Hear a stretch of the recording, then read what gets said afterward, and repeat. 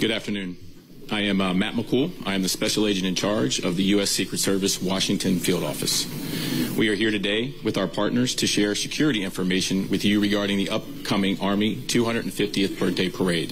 This is a team effort, and I'd like to take a moment to recognize Chief Smith in the Metropolitan Police Department, Chief Taylor in the U.S. Park Police, the Joint Task Force National Capital Region, the FBI Washington Field Office, the Metro Transit Police, and all of our other outstanding partners in the NCR. The planning for the upcoming Army 250th birthday parade is a testament to our strength of our partnerships in the National Capital Region.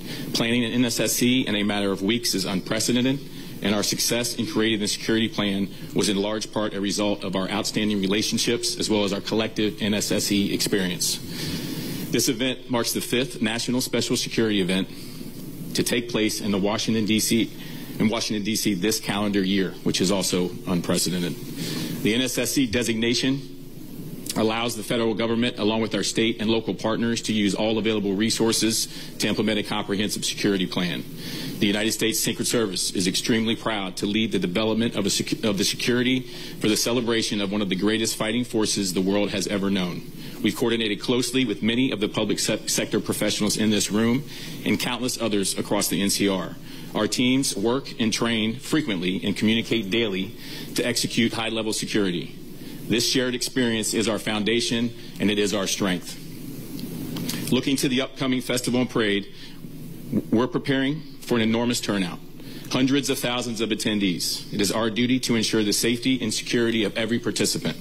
We are deploying thousands of agents, officers, and specialists from across the country, backed by the robust network of federal, state, and local partners. Our mission is not just to secure an event, but to ensure public confidence and safety. The Secret Service and our partners want every attendee to be confident in their security and feel safe. That is why we are leaving no stone unturned. Everyone entering the event will go through screening at clearly designated checkpoints. These checkpoints and the entire security perimeter will be mapped out and available at www.nsse.dc.gov, along with important updates on road closures, parking restrictions, prohibited items, and other logistical changes. The Army 250th Birthday Parade and Festival are in close proximity but are two separate events. If you are planning to attend the festival prior to the parade, please note you need to proceed through the magnetometers located on the east side of the National Mall grounds on 7th Street. The screening checkpoint for the Army 250th Birthday Festival will open at 8 a.m. at the following location: 7th Street Northwest between Madison Avenue Northwest and Jefferson Drive Southwest. This will be the only entrance checkpoint into the festival. The screening checkpoint for the Army 250th Birthday Parade will open to the public at 2 p.m. at the following locations: 14th Street between Constitution and Independence Avenue, and C Street Northwest between 18th and 19th Street. Please refer to the prohibited items list on the NSSE website to see which items will not be allowed through the checkpoints. Remember, everyone attending the parade will be screened. I want to stress that if you exit the parade viewing area and choose to return, you will be re-screened again before entering. Aviation and maritime security are also top priorities. The Federal Aviation Administration will issue temporary flight restrictions, and the U.S. Coast Guard will release any maritime advisories. All of this information will be easily accessible through the NSSE website. On the ground, we're taking proactive steps to reinforce the area. You will see 18.5 miles of anti-scale fencing, 17 miles of bike rack, concrete barriers, 175 magnetometers, and officers from federal, state, and local agencies standing post. You may also notice multiple drones operating in the area. These are great tools for law enforcement situational awareness and part of our layered security strategy. Rest assured, all drones will be owned and operated by the Secret Service or our partners, so please do not be alarmed. As the public, you play an important role in ensuring the security of the event by reporting any suspicious activity to the nearest law enforcement official. Remember, if you see something, please say something.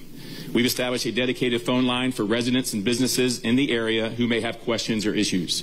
In partnership with the D.C. Homeland Security and Emergency Management Agency, we will be sharing that number through community groups. We will be active on the day of the parade. One additional note. We would ask the public, due to the large crowds, noise, and the weather forecast, for their safety, you leave your pets and emotional support animals at home. As always, service animals are welcome. Chief Smith will speak shortly about what all this means for residents, workers, and visitors in the district. MPD has been and continues to be one of our most critical allies, not only during NSSEs, but in the daily work of keeping our capital secure. Another key partner during this event and every day is the United States Park Police. Chief Jessica Taylor and her team have been working with us side by side throughout the planning process, and they are instrumental in ensuring this event is safe and enjoyable for all attendees. Let me close by thanking the men and women of the Secret Service's Washington Field Office and the Dignitary Protective Division who have been working around the clock to create an excellent security plan. And thank you to all the partners here today. Your dedication, your patience, and your professionalism make this effort possible. I cannot thank you enough for your partnership. And now it is my honor to introduce Chief Jessica Taylor of the United States Park Police. Thank you. Good afternoon.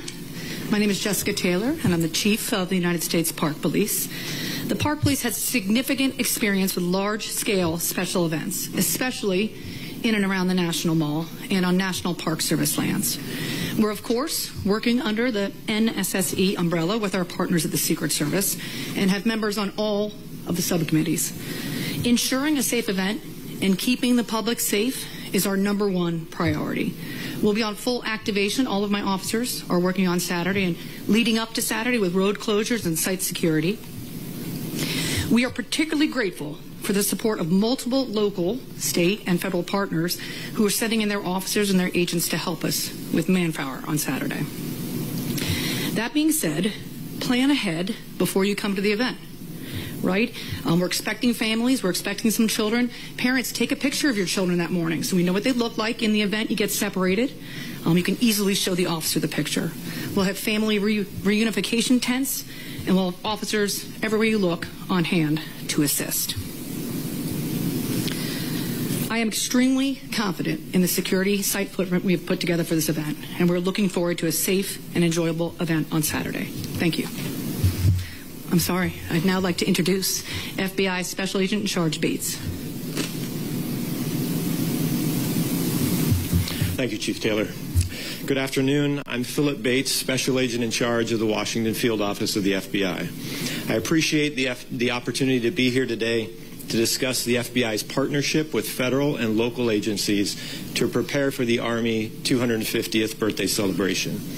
As was noted, this is our 5th NSSE of the year, and each one brings different challenges that we must address. But the partnerships remain the same, and our understanding of each agency's unique capabilities and strengths makes us a strong team. For this event, the FBI has lead federal law enforcement responsibility for crisis management, counterterrorism, and intelligence analysis. The FBI will activate a command post at our Washington field office. The command post serves as a central hub for employees to gather intelligence, assess potential threats, coordinate investigations, and surge resources as needed. We're not currently aware of any credible threats to the Army 250th birthday celebration. However, we continue to work closely with our partners and share information to identify and disrupt any threats that may emerge. As always, we remind the public to remain vigilant and to report any suspicious activity to law enforcement immediately. We look forward to working with our partners to ensure that the event is held safely and securely. I'll now turn the podium over to Chief Smith from MPD. Thank you, Special Agent Bates, and good afternoon, everyone. I'm Chief Pamela Smith, Chief of Police of the Washington Metropolitan Police Department. At Metropolitan Police Department, we have been working very closely with our local, state, and federal partners in preparation for the 250th Army Birthday Parade. I want to reiterate Special Agent Bates, and with regards to what he said, that we have been constantly working together to monitor intelligence, and there are at this time no known credible threats to this event. That being said, we always remain vigilant and ready, and as always, we continuously evaluate intelligence and adjust our posture as needed to safeguard the city. As you've heard, this is a significant event with a large footprint, and we want to make sure everyone, residents, visitors, and participants can enjoy this event safely. We expect major impacts to traffic, especially around the National Mall, West Potomac Park, and the Ellipse on Saturday. There will be numerous road closures and parking restrictions in place, and we strongly encourage the public to plan ahead, allow extra travel time, and consider using Metro Transit or other public transportation options. Maps, closure lists, and other important information are available at nsse.dc.gov, and we'll continue to push updates through MPD's social media channels. MPD is no stranger to large events like this one. We will be enhancing our posture across the city. MPD will be in full activation beginning Saturday morning. This ensures that we have the staffing and resources available to support this event while still answering calls for service and maintaining coverage across all 7 of our police districts here in D.C. I cannot emphasize enough, your safety remains our #1 priority. We are deploying specialized teams to support our federal partners and staying ready to respond whenever needed. As always, we also rely on the public to be the extra set of eyes and ears. If you see something suspicious, please say something. Call 911 in an emergency or reach out to our tip line at 202-727-9099 or text 50411. We thank everyone in advance for your patience and cooperation, and we look forward to a safe and successful event. Thank you, and I will now turn it over to Maurice McKinney, Deputy Chief of Metro Transit Police Department. Good afternoon, everyone. Maurice McKinney, Deputy Chief, Metro Transit Police, Special Operations Bureau. Metro will support the Army 250 by operational support that we will increase staffing at all of the stations surrounding the parade and festival routes. Metro Transit Police will increase officer presence in and around all of the stations to include Smithsonian, Archives, Federal Triangle. As it relates to rail operations, Metro will operate on a normal service. There will be, my apologies, Metro will operate on normal service, and I cannot believe I did that. Those heading to the National Mall for this festival are advised to use other stations to include Federal Triangle, Federal Center, LaFont Plaza. Due to the security perimeter at the National Mall, the Smithsonian station on the Jefferson side will be closed. Customers can access the Smithsonian Metro station through the Independence Avenue side. Those viewing the parade can access the station through Farragut West, Farragut North, Federal Triangle, and Archives Metro station. The following Metro bus routes will have detours or delays: the 7A, the 10A, the 16A, the 16C, the 16E, the 22A, the 32, the 36, the 70, the 79, and the P6. Customers are encouraged to download the Metro Pulse app for real-time bus and rail operations. Thank you. And with that, we'll take your questions. Will there be any changes to protocol, ramping up additional security? Thank you very much. Okay. I'm Jackie with News Nation. Will there be any additional protocols, ramping up of security, and anything in response to what is currently taking place in LA regarding ICE raids and protests there? So given that this is an NSSE, we plan for those things ahead of time. So since April 22nd, we've been planning for this, which is shorter than normal. But we are paying attention, obviously, to what is happening there. And we'll be ready for that if it were to occur here for the Army 250. Next.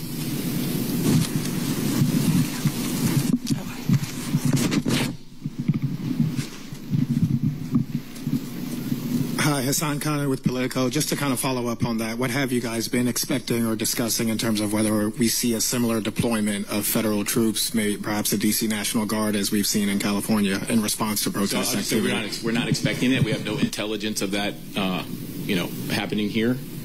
But if it does, we have the resources to handle it.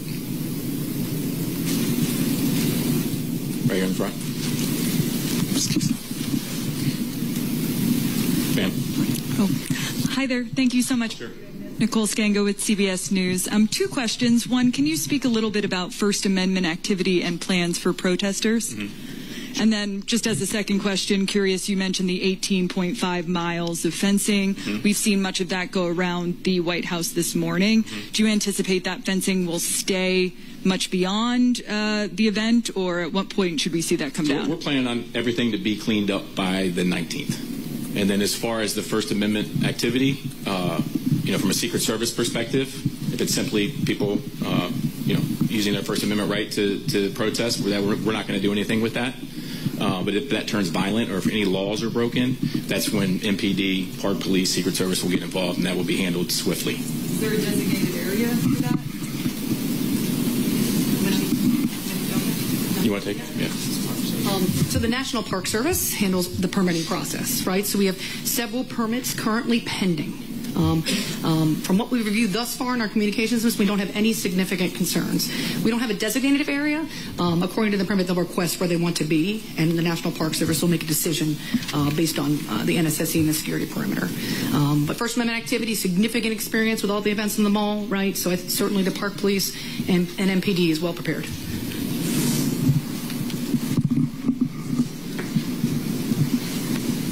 Hey, Matt, it's Holmes Labyrinth from CNN. I'm curious, what is the number that you're really expecting right now for counter-protesters? I know you mentioned in terms of attendees, we're talking hundreds of thousands. Are we seeing anywhere near that number for counter-protesters? No, not even close. We're tracking about 9 First Amendment activity demonstrations, but nowhere. I'm not going to get into the exact number, but it's not that high. And then, is there a plan in place to call National Guard if needed? What is? We actually have National Guard. You already have it, yeah. They're working the event, so they will be here, but we also have a robust plan for civil disturbance. What's the number of National Guard here? Yeah, I'm not going to talk about numbers just for security reasons, but between CDU units that we have from multiple agencies and the National Guard, I'm very confident in the plan we have. Thanks. Yep.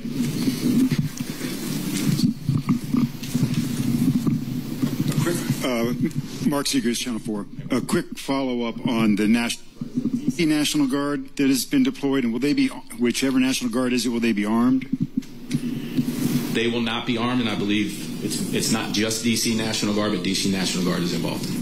Ask about the logistics of spectators who want to get in. So there's a festival area and then there's the viewing area. Can you go from the festival area to the parade viewing area without going out and in through new security?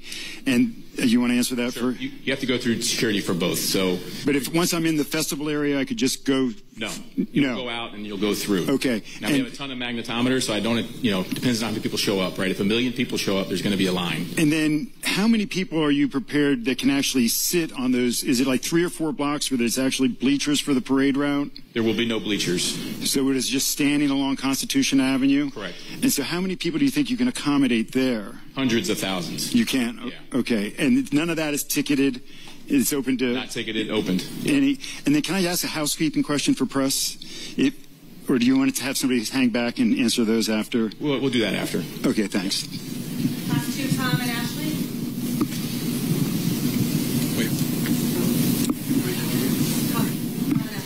Hey, wanted to ask... First off, related to what you were just talking about, will there be people on both sides of Constitution to watch it, or just the north side? The majority of people will be on the south side of Constitution. Okay. And there will be some available area on the north side.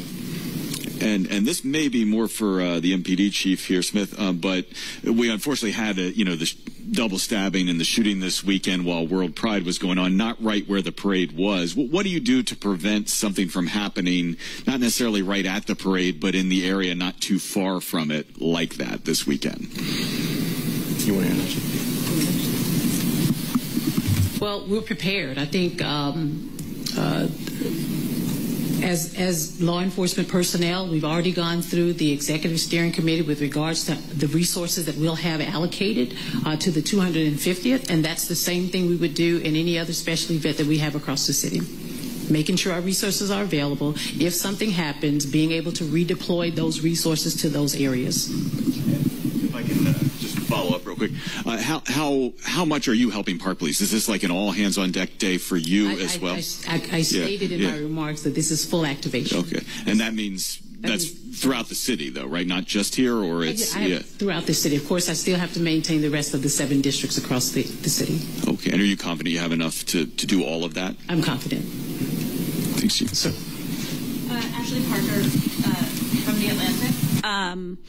This might be more for someone from the mayor's office, but the White House had said that they were working with the mayor and her team to make sure there were precautions in place so that, for instance, the streets would not be damaged from the tanks. They mentioned potentially putting down steel plating, but they weren't sure that had been confirmed. Can someone talk about what steps the city is taking, again, to help protect the streets from the wear and tear of the tanks and other equipment?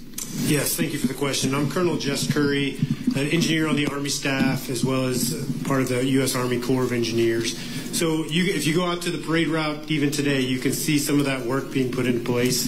And what that is it started weeks ago with assessments, working with National Park Service, Federal Highway Administration, and really bringing to bear the engineers from the U.S. Army Corps of Engineers, our expert engineers that around the world assess the impacts of these types of vehicles on all types of pavement. So they've done that assessment. Based on that, we put together the plan that you'll see being put at key locations around the route. Primarily, it is metal plating that's being put down to address those areas where tanks have to steer sharply, and we get some of it a grinding reaction from between those tracks. Throughout the straightaways, we really have very little or low concerns that there will be any other damage. The plates and where we're putting them is designed to minimize or eliminate all possible damage. So that's ongoing now. Will be in place before the parade begins, and will come up immediately after. Is there anything beyond the plates, or is that sort of is there anything beyond the plates, or is that kind of the bulk of it? Well, thanks for asking, because there is. That is certainly the most visible thing that everyone's going to be able to see out along the parade route.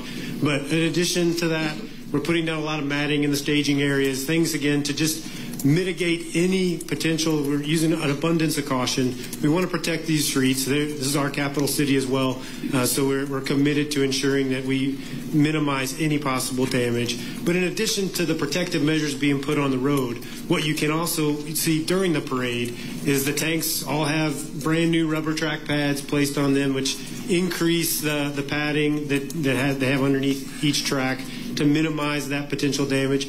And it's a parade, so they're going to be moving slowly. They're going to be very careful. The operators that are coming with the units to this parade, they're very, very well trained at what they do, and give us complete confidence that we're going to be able to execute this parade with little to no damage to the D.C. streets. Thank you. Thank you, everyone. Hey, good afternoon. Sharon Kirschbaum from the District Department of Transportation. So while the parade route itself is on National Park Service roads, for the vehicles to get to the parade route, they will be riding on district government, DC land and roads. And one of the other things that we do, as we would for all oversized and overweight vehicles, we require that they receive a permit. And when they apply for the permit, we take a look at the weight, and then we work together on the route to make sure that if they're covering any bridges or any other vulnerable roadways, that they can withstand the weight. And then we give recommendations in terms of the spacing and in terms of the speed to make sure that there's no other damage done. Thank you.